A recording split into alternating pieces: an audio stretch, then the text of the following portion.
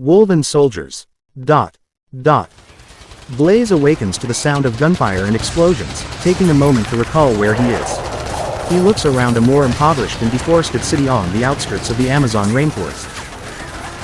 Looking up, he sees a man standing over him in a plain green uniform, trying to get him up at gunpoint. The soldier suddenly being killed with holes as bullets tear into him. A red-haired woman in dark clothing appears and pulls Blaze to his feet, dragging him behind a building and throws aside an empty MP-40. Turning to him, she smirks. "Patriot, protect our men and women. Would you be so kind to reload my clips?" she asks calmly as bullets snap and whiz by. He grabs her M1 Garand clips, loading them with .30 caliber ammunition, handing them back quickly. Staring at her a moment, he shakes his head. "What's your name?" She smiles. "Soldier, my name is Sergeant McAlpin," she replies. "Well, Sarge, we can't let these terrorists win, now can we?" he says, picking up the M1 slung on his chest. Checking the chamber, he sees 7+1. Sergeant McAlpin loads the fresh clip into her weapon, taking the others from him, and fires at the enemy. Ducking back, she chuckles. "Close combat seems all but certain. Best try to keep them at a distance," she says, then leads the way. Suddenly Blaze shouts, "Watch out," as he grabs McAlpin, pulling her through an open doorway. The area being peppered with small arms and rifle fire. Falling inside the room, McAlpin rolls to her feet, aiming out the other entryway. He fires through the doorway several times from the ground. Ping! Getting up, he shouts, "Get out of here," as he reloads his rifle and gets against the stone wall. He brings the M1 Garand to his shoulder, taking aim. 1 down, 2 down, 3 down, miss, miss, he thinks as he pulls back into cover. She looks over at him. "There's nowhere to run," she shouts, forcefully taking a rifle from a soldier entering on her side.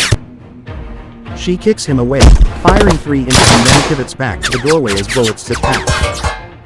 A group of 20 or more enemy soldiers moving in on both entry points. Blaze shouts, "I'll hold them off as long as I can. You escape." She refuses. "We need to focus on one side and keep moving together, soldier," she says with authority.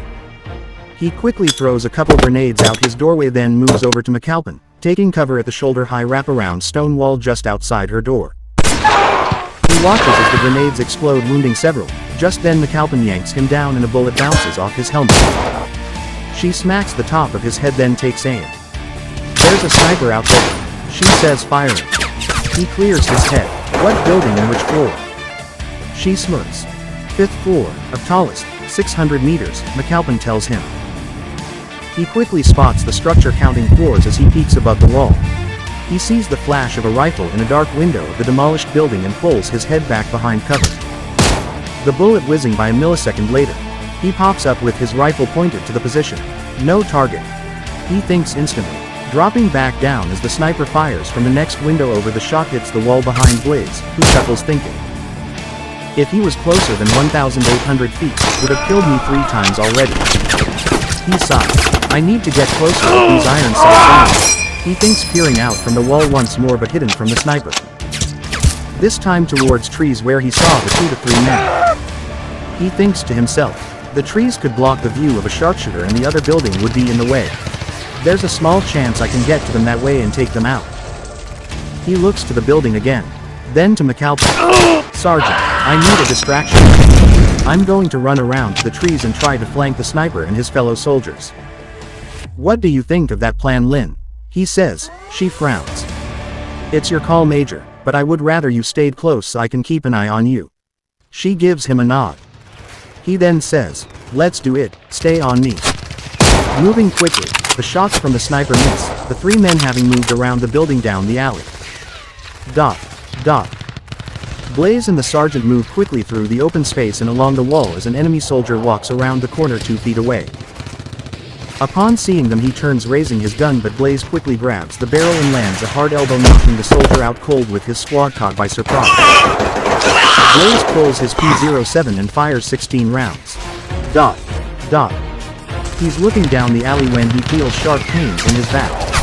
Hearing a popping, buzzsaw-like sound. Then another pain in his arm. He quickly turns, finding himself staring down the business end of an FG-42, farther back past the building they left. As he drops to the ground, I thought the plan was to move together and cover each other. He thinks, his body starting to slow down.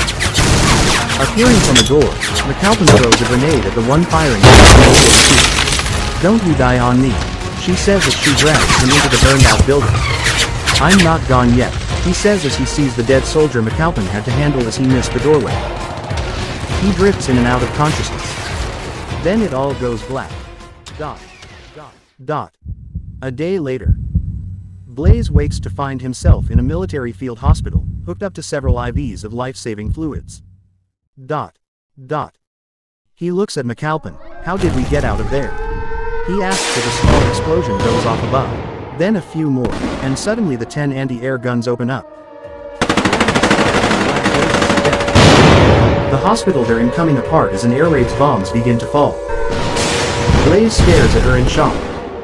It's against the rules of war to attack medical facilities or medics, he says as a nearby blast goes off and he blacks out again. Coming to, he sees McAlpin carrying him through the jungle as he hears bullets smacking into trees and flying overhead. Drifting in and out of consciousness. He wakes fully enough to see the river at the bottom of the cliff just as seeing McAlpin at the water. Going dark again he sees machine gun fire rapids and the cliff top of water around them explodes from impacting rounds. McAlpin pulling him under as the world fades to black. He wakes to being carried through the jungle by McAlpin. She's really determined, isn't she? Why not just leave me behind? He thinks to himself before losing wakefulness again. Sometime later. He feels a gentle touch on his shoulder. Blaze, McAlpin says as he wakes in a hospital deep within the Amazon rainforest. He looks around. We aren't gonna get forced out of this one too, are we? The sergeant shrugs. I hope not, we're far inside friendly territory now. Came in on the river 2 days ago, she says and he nods. That's good, are you okay? McAlpin blushes. Yeah, I'm okay, she says gripping his hand. As the hours go by, one thing catches Blaze's attention as he walks the halls aside from his body recovering extraordinarily fast, though still injured. He notices an uneasy feeling as dusk nears. Just then McAlpin stops him. I'm going to move us up higher, she says looking through a window. Blaze nods. Why is everyone getting nervous about the night? He asks her and she shrugs. I don't know, I'm getting a bad feeling about this area too though, she says. On the way to the new room McAlpin asks a local why everyone's nervous. He just shakes his head and walks off. In the new room minutes later, Blaze peers through a window looking out over the surrounding jungle and a nearby street. He turns rubbing his neck. Something's not right about this place, he tells the Sarge as she walks in. Yeah. I agree with that, the natives won't say anything but something's got them scared. I've been stationed here before and it wasn't like this feels now, she admits. Blaze turns from the window and finds 2 women from a briefing 2 weeks ago standing there. Hey, you twins didn't tell me you were coming, he says. We wanted to surprise you, they reply. McAlpin asks them, do you 2 know anything about why people are scared of the night around here? The women shake their heads. Then one says, no, we were just told to come here and help you I guess. Blaze sighs, then looks out the window to watch a man crossing the road in a hurry. Never seen them run so fast, he thinks as the man crosses several fields moving out of sight. Not trusting the twins when only one speaks he wonders a moment. Alana, he calls over to her. He gets no answer as she's listening to music. Just then another person stops in the bright street light. Blaze frowns, wondering if everyone was just scared of nothing. A tourist probably, he thinks and starts to turn away, then sees him get knocked to the ground by a massive dog-like creature. His throat ripped out by a clawed hand before he could scream. It then stands on 2 legs and looks up at him in the window. Blaze jerks out of sight, causing McAlpin to stand up looking his way. What's wrong? He points. I thought I saw something. In the street light, please tell me. There's nothing on the sidewalk down there, he says and McAlpin pulls out some binoculars. There's a lot of blood in the street and drag marks off into the trees. What did you see? She asks him. He tells her and her eyes widen in shock as she sits down. as he finishes, there's a gunshot and unearthly roar followed by shrieks of terror just outside the hospital. Blaze and McAlpin rush to the windows but see nothing. The screams having stopped abruptly. Blaze shakes his head. I told you there was something out there. Dot. More yells of terror as a loud crash splits the darkness. The sound of death screams mixed in with beast sounds, smashing dishes and breaking wood fill the once silent night. Even the forest life hiding quietly in fear. Dot. Dot. Dot. After a few hours of darkness and terror, something the size of a small airplane flies out from the trees and crashes into the streets. McAlpin looks at it in surprise. Is that a UAV? She asks. Blaze sighs. You don't think? McAlpin shakes her head. I hope not. Either way, we have to do something about that creature. He frowns. Creatures. There were other screams throughout town. He tells them. A man rushes in talking to McAlpin, pulling her away. The creature smashed through 3 buildings before the people shot it down. It killed 15 and destroyed several buildings. They were heading straight for the stadium. He says to her. Blaze looks around at the scared people. We have to do something, he thinks. After listening to the local and they part, she walks over to Blaze, clearly unhappy. They retreated for now, only come some nights. We got lucky as we came in when the things were on the other side of the forest. They said it all started after a military plane crashed in the area about 3 months ago. She pauses a moment. Thing is, there's no reports of any downed military aircraft in the area. She tells him. He shakes his head. That's a real problem, he tells her, sitting in a chair nearby. She nods as he continues. What if it's an escaped experiment? Wouldn't be the first time governments hid something like that. They'd just classify it and everyone go on with their lives. McAlpin asks the dreaded question. What if this is a field test? It took 15 people and destroyed several buildings before just one was killed. The others look at the two of them as Blaze sighs. We need to warn the people in this town before something bigger comes our way. There's a loud crash down in the dirt parking lot outside and they hurry to the window to see what's going on. They see people run and scream as dog-like creatures attack, pulling them off into the jungle. The screaming and horrifying animalistic sounds last till the sun rises, the creatures moving into the jungle as light starts filling the sky. Dot. Dot. Hours pass assessing the situation around town. Sitting at the window in their room. Blaze sighs. We need to get some rest and get ready for when they attack again. Do we have any weapons? McAlpin's shoulder-length red hair catches Blaze's attention as she speaks. Not much. Our guns are locked up and only the guards have the keys. We have a few knives and crummy bats but nothing else, McAlpin says, crossing her arms.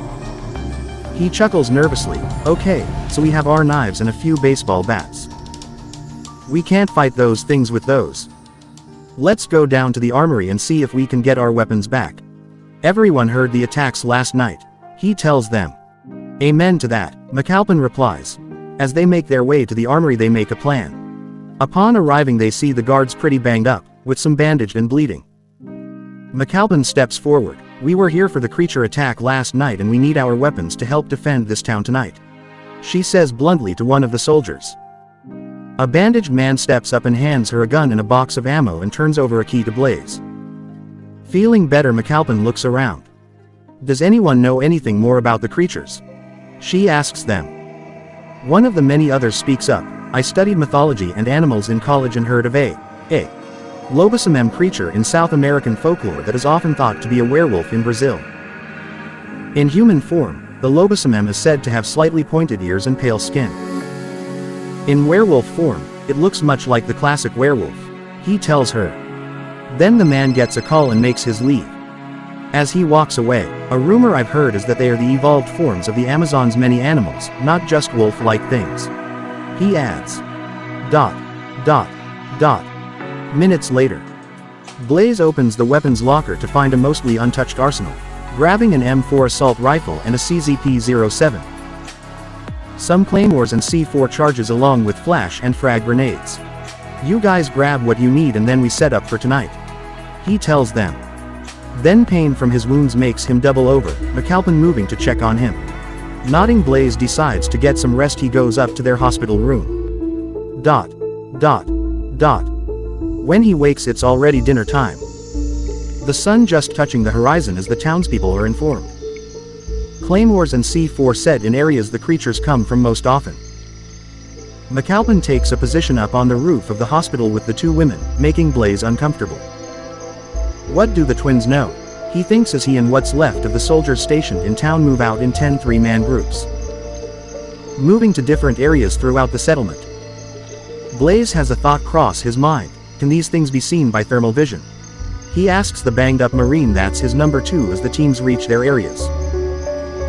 No sir, if it's a night attack, you're just gonna get the sound of howling and see a bunch of badass-looking wolves running around in the starlight. They adapt quickly in a fight and they usually work in packs. Then the third of his group speaks up. Night vision can see them, their eyes especially. So bright, he says, growing terrified. He looks over at the carnage and just shakes his head. I don't want to be on the receiving end of that lupine wrath. Blaze finds the men odd. Where were these guys earlier with all that knowledge? This isn't looking great, even if it was an accident. He thinks to himself. As the sun sets, they begin to hear the creatures uttering their guttural roars and howls in the jungle unlike the previous night. McAlpin comes over the radio, perimeter up and running. We have motion sensors around the town to about 100 yards into the jungle and overlapping fields of detection, so we'll know where they're coming from, she says in everyone's headset. After a few tense minutes things go quiet, then the first motion sensor trips. Blaze holds his radio button. McAlpin, where is that going off? He calls out. She quickly replies, it's from your side. Coming from the direction of the plane crash, she says. Then a howl comes over the radio. In the distance a voice yells out, they're coming, they know we are here.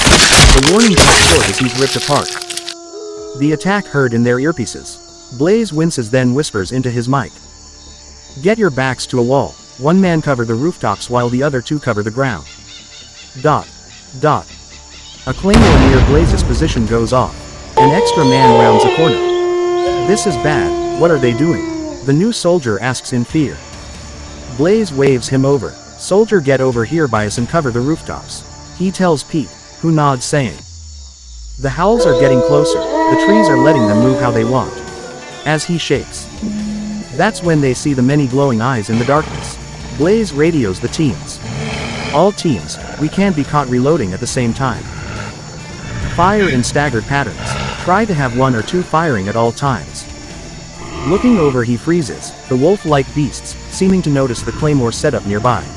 As he watches, they back off and one moves, as if seeking shelter from the trap. The creature looks him in his eyes and he sees a calm, calculating mind. It nods then seems to chuckle as it throws a stone, detonating the mine, explosions around the settlement filling the air. Its green eyes showing its smirk through the smoke, it then vanishes into the forest as Blaze aims his rifle, considering a terrifying idea. Were these things trained or something? He wonders. Just a minute later. The creatures rush into the town from all sides and all hell breaks loose. 3 creatures approach Blaze's team from the front while 2 more split and move on their sides. Damn it, open fire. Open fire. The silent night is ripped apart by the sound of exploding gunpowder and flying lead. But it seems to have little effect on the creatures. Looking over, Blaze sees a nearby team in trouble. The last man being knocked on his back and dragged off firing his pistol wildly. You'll never take me alive, you bastards. No! His screams fading quickly into the jungle. Grabbing his mic again, Blaze shouts as he fires in bursts. Fall back to the hospital. He empties his mag into one of the creatures closest and it falls. That took way too many shots even for non-vital hits. He thinks as he pulls his CZP-07 and shoots another creature in its chest where he assumes the heart will beat, then one in the head slowly but not stopping the threat. Jane fires her 50 cal sniper from the roof of the hospital. The reporter of the mines causing Blaze to flinch as the beast's head explodes. Moving into the hospital, he looks at the staff. Barricade the doors after our men return. He yells at them as the team of soldiers hold off the assault. Sometime later. The howls have stopped and the streets silent as the creatures seem to have called off the attack. A nearby soldier jumps to his feet. What the? he says in fear as Blaze turns raising his M4. Wolven soldiers. He thinks aiming at the beast that was about to attack as it hesitates upon being seen. Pulling the trigger, there's an empty click drawing a smirk from the creature. Behind him to his right McAlpin shouts, "Cover your ears." And as Blaze jumps back from a swiping claw, the 50 cal Barrett almost blows the beast apart with a single chest shot, deafening all nearby. Dust and tiles falling from the ceiling. Its insides turn to mush. The creature stands for a moment trying to walk, then collapses to the floor. McAlpin grabs her radio. Fall back, we are almost out of ammo," she says into her mic, then seeing more incoming calls out. "Everyone to the safe room of the hospital now." Dot. Hours after falling back to the hospital safe room, the creatures retreat back into the jungle. As swords and knives head with the final push, the Wolven seemingly giving up on the night, early finding a force they may have underestimated. Dot. As the sun begins to rise, one of the creatures stands up on two legs looking at the small city. An image of Blaze, playing through its mind. He huffs, looking over at his mate, projecting telepathic thoughts. Sharing, moving images of a clock timer set for an hour, along with many other larger forces falling.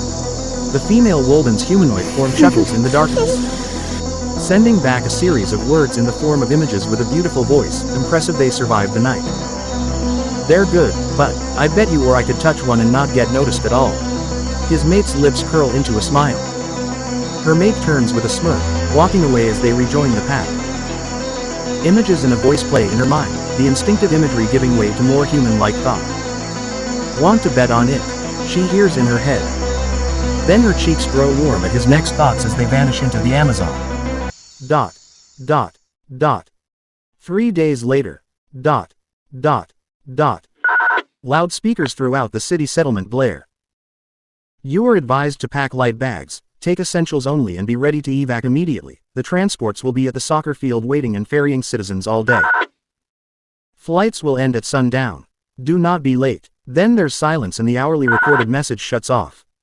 Blaze looks over at McAlpin.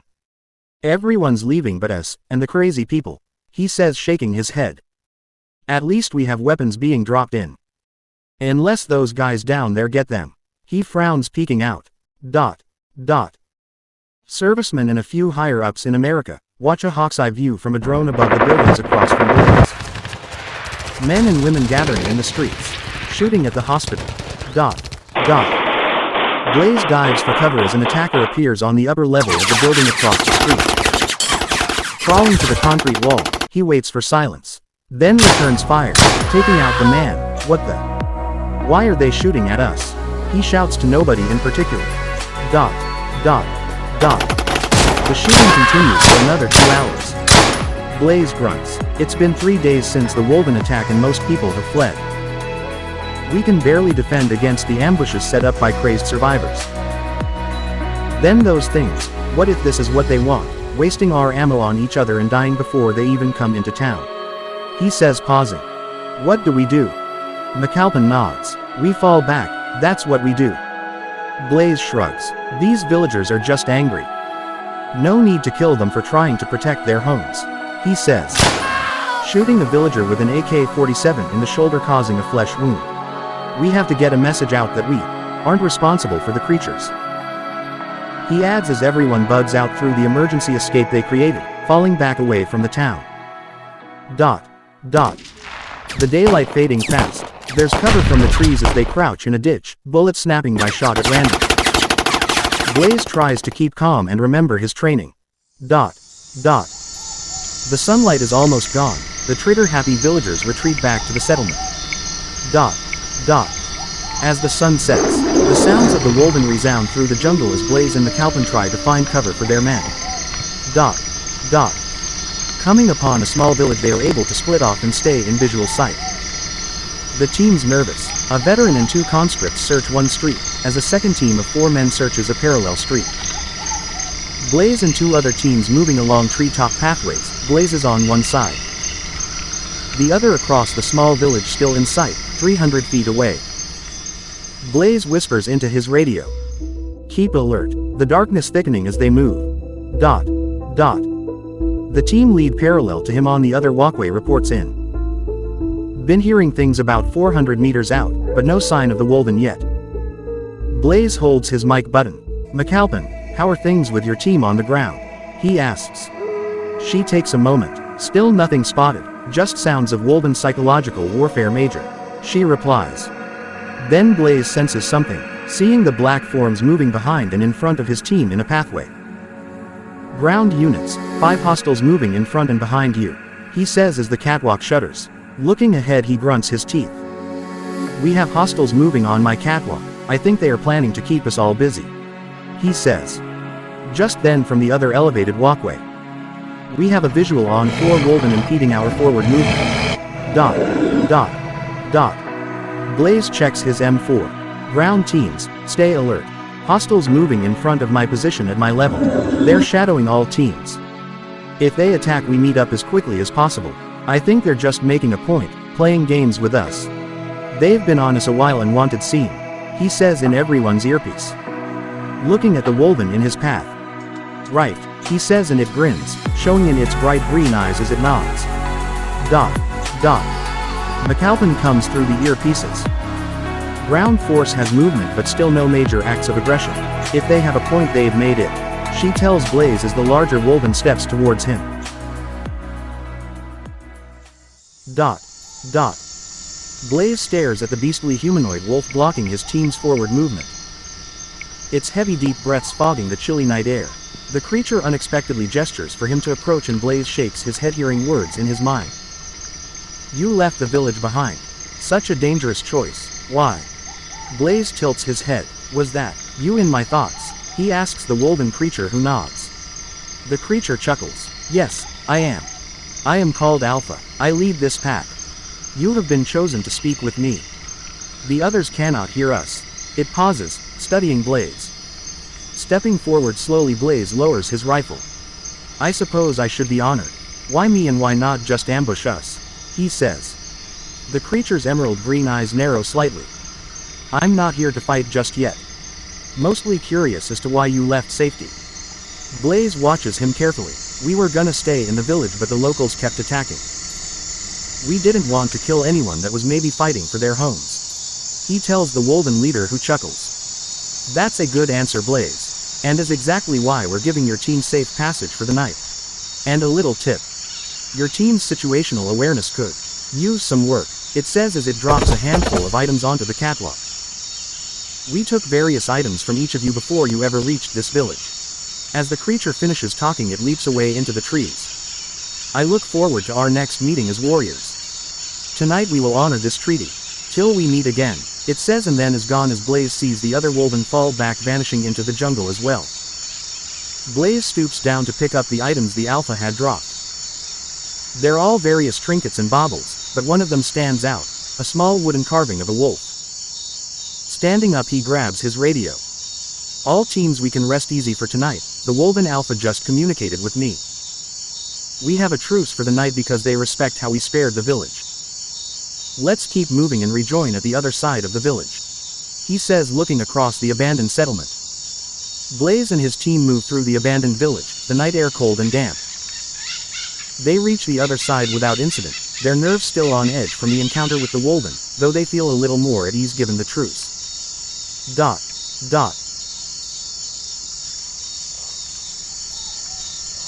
SV. Amazon Warfare Wolven Threat. Dot. Dot.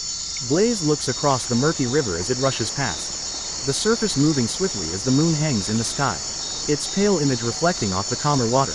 Moving to the thermal scope on his prototype rifle, he sees a few human heat signatures moving through the jungle, skirting the edge of a 200-meter wide clearing. He zooms in his scope and is about to search for others as a form appears, blocking out parts of the human group's flow. Damn it, that's a Wolven hiding from thermals. So either they know I'm here or just expect it as much. Why did Area 51 have to train them like us? He thinks to himself, remaining quiet. If there's one, there are more. And I have no clue where they are. He switches to night vision and the scope goes to an off-color image of the world outlining things orange. Blaze's breath catches in his throat as he sees the glint of a rifle scope and 8 Wolven turn towards him. The ultrasonic scanner for outlining objects grabbing their attention. The scope glint shifts slightly. Throwing himself from his sniper's perch as his unobstructed eye sees a flash that's delayed in the scope. The bullet smacks into the tree, missing by inches as he drops to the jungle floor. A Wolven sniper, come on. He pauses as there are several large splashes in the river. Ground team, get ready, they have 8 Wolven of various large animal types and one's a sniper. Several moving this way. He almost got me, so I'm not on overwatch, he says into his radio. The radio crackles with static before a gruff voice responds, copy that, Blaze. Moving to intercept. Watch your 6. The sound of heavy boots crunching through foliage echoes from the direction of the clearing. Blaze crouches low, his prototype rifle held at the ready as he scans the area for movement. The night vision paint the jungle in an eerie orange glow without the untested outlining feature. And turn off your night vision's new mode. The Wolven can sense whatever is used to scan. I told them they should have tested it with our allied Wolven on base. His earpiece vibrates as the team lead comes over the comms. Blaze, stop complaining. It's new tech and we are first to field test it. There's gonna be issues, soldier. It's not our job to tell our superiors anything. Got that, soldier? We'll inform them of the drawback in the debrief. ... The night air grows heavier as the seconds tick by, the jungle around alive with the sounds of movement. If they're making noise, it's a distraction, he thinks as his heart pounds in his chest, adrenaline coursing through his veins. The radio earpiece crackles again. Blaze, we've got movement to the north. Looks like they're trying to flank us. Through the foliage, he catches a glimpse of large, shadowy forms moving with unnatural grace. Seeing friendlies on the far side of the figures, he curses. Ground team, hostiles between us, putting friendlies in a crossfire. Where did they come from? Suddenly the jungle erupts in gunfire and screams. A noise behind Blaze catching his attention, he rolls away as a threatening electromagnetic bubble rockets past his head. Getting to a knee, he fires a round into the Wolven tiger as it tries to launch him with its clawed fingers again. The programmable ammo, remembering Blaze's preferences, the gun seeing Wolven within a certain range dials back the explosive force. The advanced round bursting just inside its almost bulletproof skin. A large chunk is blown off as the creature is pushed onto its back. The bass-like thump rattling Blaze's bones. The beast crashes into the jungle floor but is still alive. Then moving quickly, he cuts the creature's limbs and the restraints tighten, hog tying it. No threat, he thinks. Quote. One ready for recovery and extradition for trial, he calls out. The radio crackles again. Blaze, we're pinned down. Need support ASAP. The sound of more gunfire and screams fills the radio. He can see flashes of muzzle fire and the occasional glimpse of the enemy forces moving with deadly purpose.